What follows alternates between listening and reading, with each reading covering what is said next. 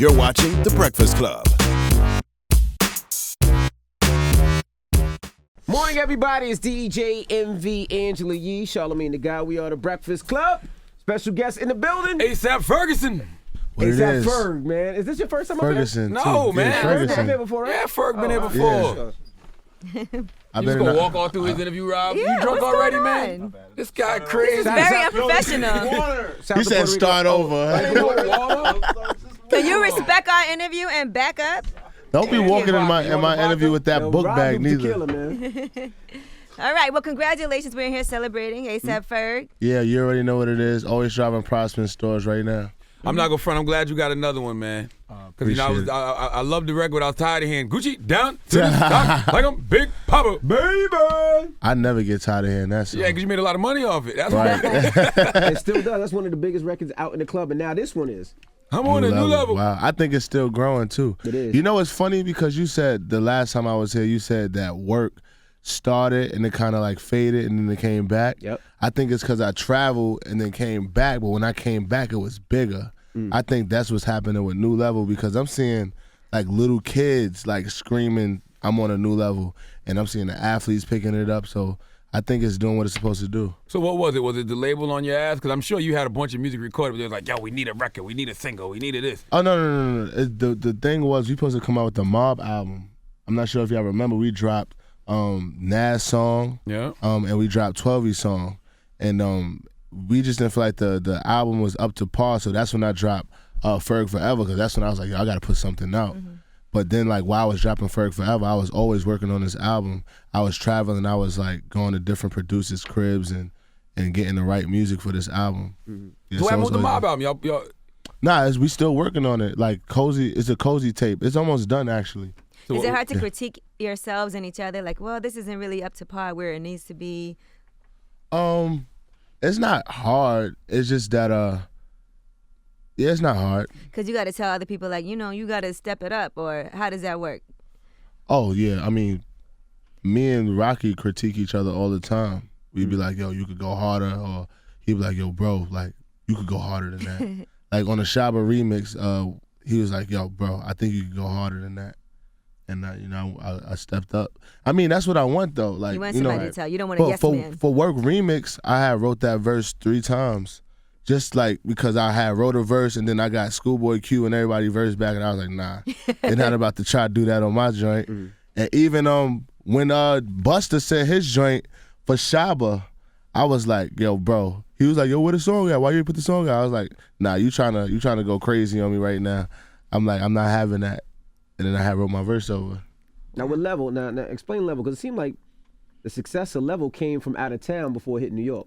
I remember being in Houston and in Detroit, and those were huge records before it was even. That's kind of the story of the ASAP Mob, though, really. I think we set it off here because we shot the video here. The energy was here. I just think the sonics of it is more familiar out there. Bouncy, right? Yeah, it's bouncy. Like, they playing it in ATL. They playing it in all of these South markets and all of that. And I did a lot of promo out there as well. So, and I think they just gravitated to the song naturally out there. You get more love out of town than you do in New York? I wouldn't say that. I think I've always gotten love in New York. I'm just always out of town. The resistance isn't the same as it was before, though. Before, when y'all first dropped, like, oh, them New York dudes with a down south sound, but that's y'all generation.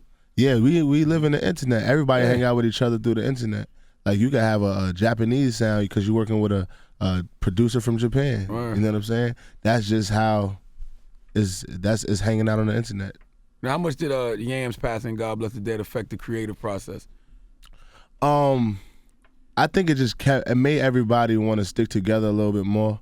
I speak to his mom every day now, and just more of us like just taking time to fly out to each other and be like and be with each other as a group, because sometimes we get so busy. Like, I got my own schedule, the mom got their own schedule. Like 12 years on tour with the Flatbush Zombies, and Rocky's doing him, and Nas is in London with Skepta or something. Like, we all doing our own things because we all growing individually, but we must take time to take time for the group because that's what got us here is us sticking together, and we realized that by losing a man. Is that what made y'all put the Mob album to the back a little bit too? I wouldn't say that. I just think that it wasn't right. Even Yams when we was working on it, he felt like it wasn't right. He used to, he was basically the A&R. He used to be like, yo, this is hot, this is not. I'm not feeling this, that, and the third, critiquing it and molding it, and it just wasn't right and feel right. Now, are you watching what you put in your body since his passing? Oh, definitely. I'm not a drug user. Like I hardly drink. I don't smoke weed, and I never really been into none of that stuff. So, yeah. All right. I see you have a tour with Tory Lanez coming up. Yeah, that's about to be turned. I'm trying to get these honeys to come out. Oh, is that what it is? Definitely. Sounds like I Love You and going on tour with Tory Lanez. Yeah, That's what we trying to do. Exactly. I'm growing up. Like I gotta teach these kids. I gotta teach these kids that's been marching for about 5 years. How to kiss a girl. Don't you think social media is what ruined all that? Social media made it to where people don't know how to have regular human interaction, man. Definitely. Social media. Can I curse on it? Of course. Yeah, social media make dudes. Okay. Yeah, like I say. Don't curse too many times. Yeah, I'm not. Side. Social media I feel like social media just takes away from the original feeling. Like I remember having a piece of paper and a pencil or a pen, having to ask for a pen. You got a pen to take down a girl number, and actually having to and getting butterflies because I had to walk up to a girl to talk to her.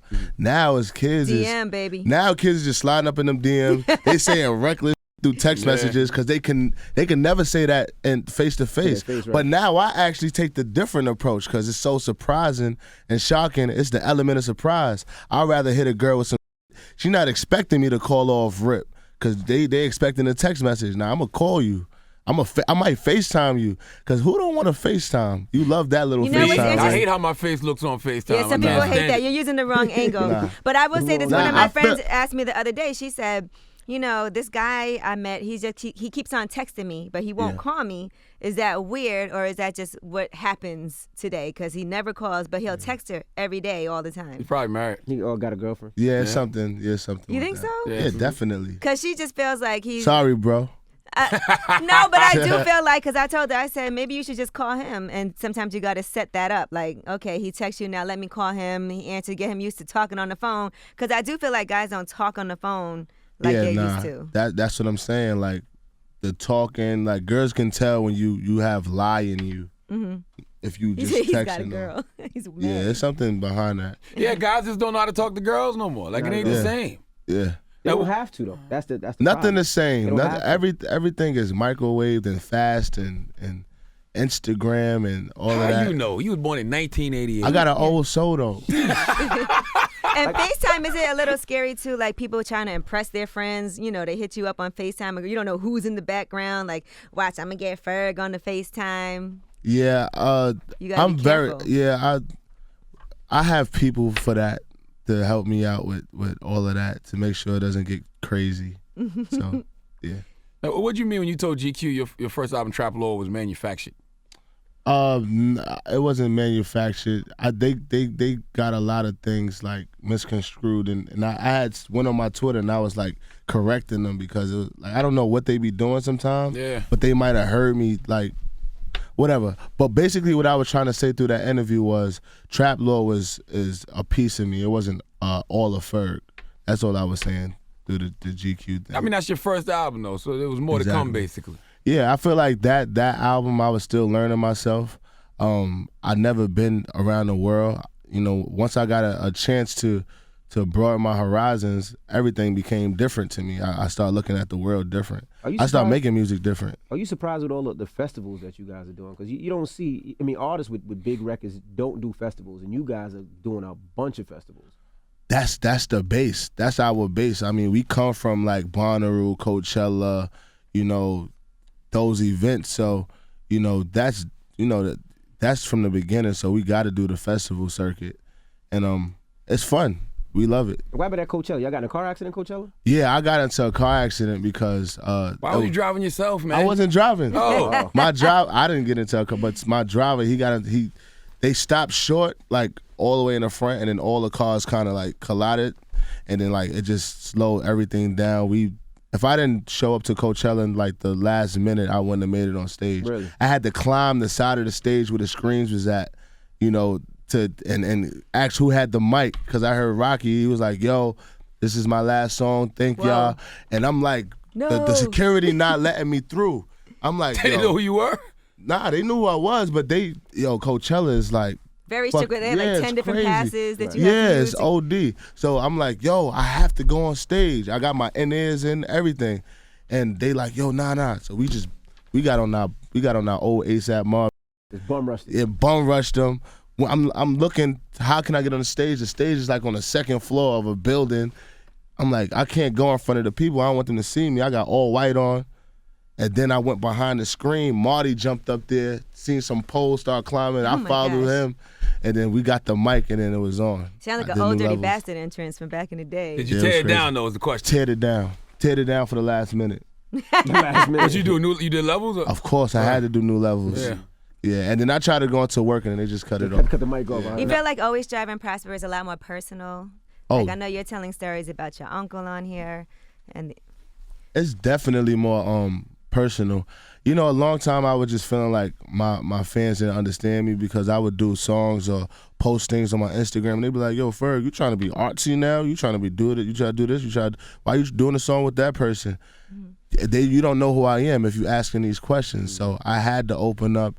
And for a long time, I wasn't used to being a celebrity. You know what I'm saying? My background is art, fashion, and you watch a fashion show, the designer always comes out, after he shows his pieces. He want his pieces to get shine. I was always playing the, behind the scenes.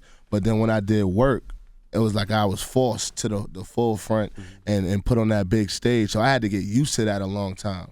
And now I just realized, it's a part of being an artist. I have to open up all of myself. Right. You know what I'm saying? You got the microscope on you. It's hard for you to, keep things personal, or, people want to know what type of girl you into, what type of clothes you like. I'm used to not showing my clothes off, because I don't want nobody to cop my stuff. So where would you go when you get dressed? Huh? Where would you go when you get dressed? What you mean? Like when you got dressed and you was fly, like where would you go? I'm just talking about this. I want to show it off, but I don't want to put you on. Oh, okay. Because I don't want you going to my stores. I don't want you knowing where I got my stuff at. Like, I'm used to that mentality, but I'm like, kids want to know, because now you can't be like, I'm not telling you where I'm I a got brand now, so it's like, I have to let people know. Kids want to be you. You did a record with Missy too, right? Yeah, it's called Strive. What made you want to do that? Well, Missy is like the biggest thing that I think ever happened to me. I think Missy, if it wasn't for Missy, Pharrell, and Kanye as a kid, the DNA that I'm built up of, I don't think I would be this guy. Really? Why Missy? Because Missy is so innovative. She was an artist. She, directed her own videos with Hype Williams. She had her own vision, and she made it cool to put colors in videos. And if you think about it, before Missy, it was just like the whole bad boy movement, black and white, leather. And then before that, while that was happening, it was Wu-Tang, and it was just like, it was dirty East Coast. Yeah, dirty East Coast. But she brought like brightness to it, and in like a cartoonish, poppy kind of way. And I don't know, I'm a colorful dude, like in that way, like whereas, I don't want to just be stagnant in a box with things. You know what I'm saying? It's funny. I hear a lot of street dudes say Missy as a reference. Like Lil Wayne said that one time. Yeah, Lil Wayne said he liked Missy. But I think I could see it in Wayne, because Wayne got a lot of charisma, and he's very animated, like a Busta Rhymes. Yeah, making the noises. Yeah. Exactly, and the faces and all of that. Like, I could see that in Wayne. Now, one of the funniest things that I saw in a long time, man, was when this dude tweeted out, A$AP Ferg announces the name of his forthcoming album, and then you tweeted second.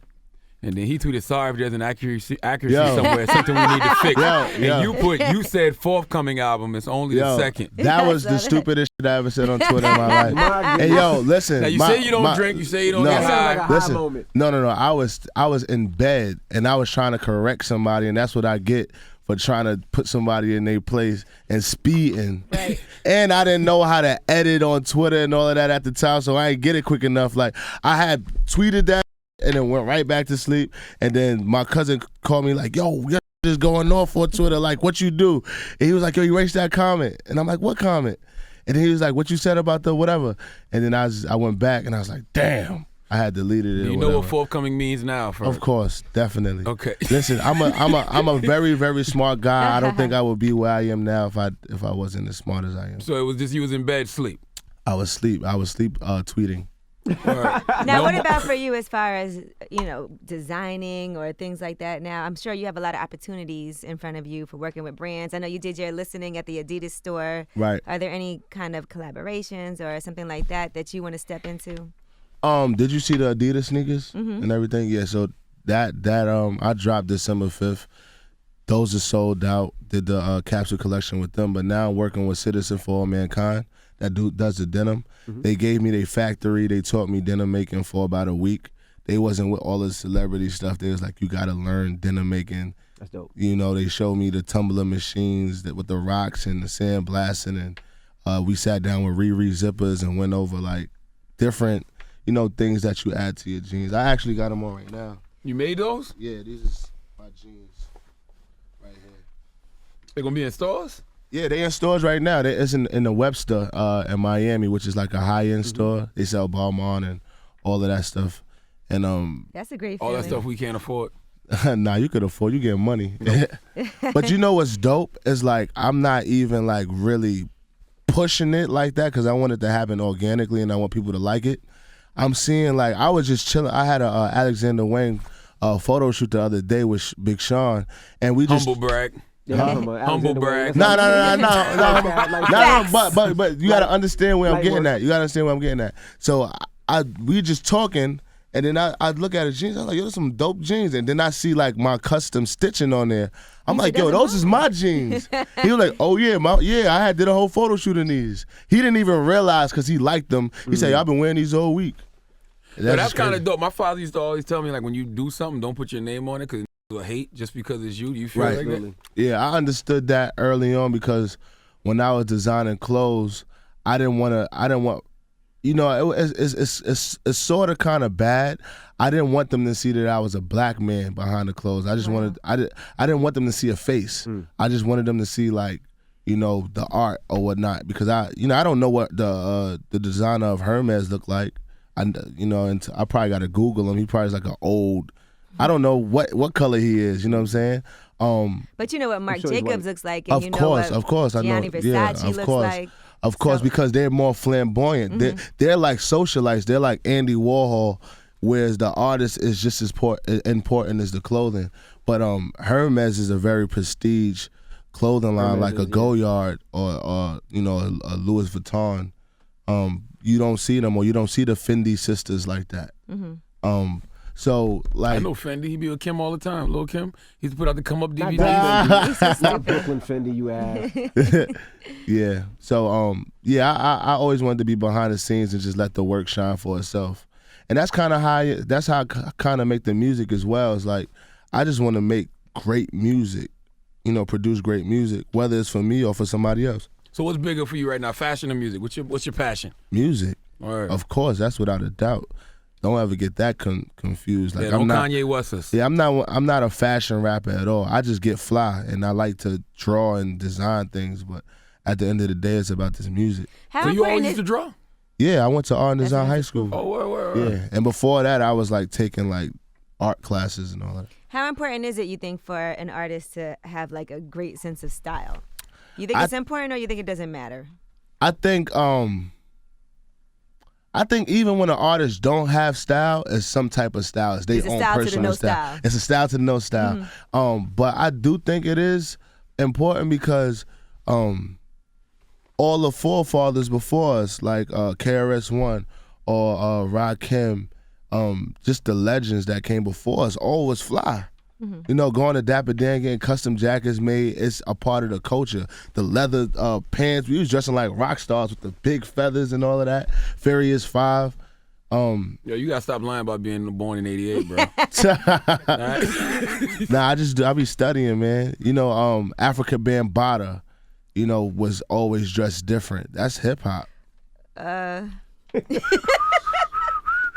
What happened? What happened about Africa I was Bambaataa? saying there's a lot of issues now going guys are on asses, behind man. Africa You Bambaataa with these allegations. Oh, I had seen something about him, but you know, I don't know what's going on with that We guy. don't know what's going on. I don't. That don't got nothing to do with how he dressed. Yeah, I'm just talking about how he Dress fly. dressed. I'm talking about You talking about guys the are culture. asses. Yeah, they got quiet on you. Listen, even if those allegations are true, it does not take away anything African Bambaataa has done for the culture. Not at all. And that's what Nothing. that's what I'm getting at. Right. You know, I'm not in the news for all of that. Like I just, you know, I Absolutely. respect the artists for what they've done. Now, New Level, we getting a remix? Oh, definitely. Is it done yet? We working on it right now. Okay. You might have to throw Meek on there though. You He kind of can owe bo- him he- that just because he can body that. Yeah, because Meek did the whole. What was it? It's levels. Yeah. You know what's funny? When I was creating my song, when I created it, I thought about that. Like, damn, he did make a song called Levels, but it's just like two different songs. different I records. Two like different that. songs, two different feelings. And One what- is 100 and- tempo, and and another he- one is 60. And he's talking about levels in a way, and I'm talking about like levels in my way, my experience. Yeah, Y'all talking about levels or y'all talking about levels? you talking about levels and levels. Word. Yeah. We finished or we done? Shut We up. So, That's ASAP Ferg. Ladies and gentlemen, the album's out right now. always strive and prosper, baby. And the tour starts May 18th. May 18th. Yeah, Make sure yeah, you May get it. It's 18th. the Breakfast Club. Good morning. Okay, you got your hair done. Your hair looking fresh and fly today. Thank you. I got my hair done. Now, you know the crew at Her Imports totally hooked it up. You see how good I look? I see why they're taking over this hair game, because nobody has hair this good. I see these weave companies on Instagram everywhere. I know, right? It's a hot mess. Every reality star or rapper jump off is trying to sell hair on Instagram. Her Imports are the industry pros. They have the real Indian hair. Y'all don't know? Check out the video on their website, herimports.com. The Breakfast Club. Every weekday morning. Tune in.